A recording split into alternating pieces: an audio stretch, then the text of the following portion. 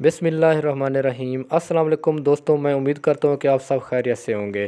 जी दोस्तों, T20 world cup के semifinal में पाकिस्तान ने न्यूजीलैंड को शिकस्त देकर फाइनल के लिए क्वालिफाई कर लिया है।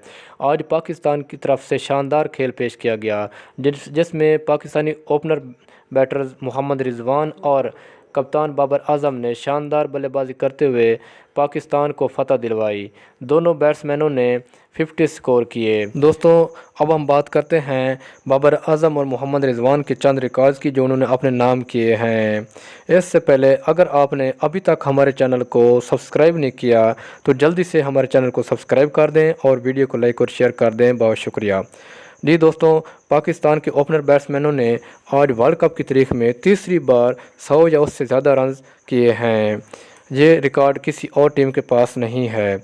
जबकि दूसरा रिकॉर्ड इनका ये है कि पाकिस्तान के ओपनर बैट्समैनों ने 9 मरतबा ओपनिंग शराकत में 100 या उससे ज़्यादा स्कोर किए।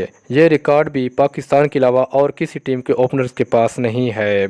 जबकि तीसरा रिकॉर्ड पाकिस्तानी ओपनर बैट्समैनों का ये है कि T20 की तारीख में ओपनिंग शराकत में 200 या उससे ज़्यादा रन स्कोर किए। ये रिकॉर्ड पहले ऑस्ट्रेलिया के ओपनर बैट्समैन मैथ्यू हेडन और एडम गिलक्रिस्ट के पास था।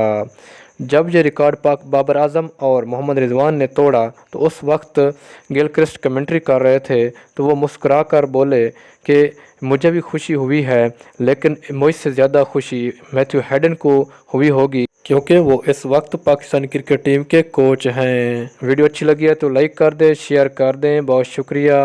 अल्लाह हाफ़िज़।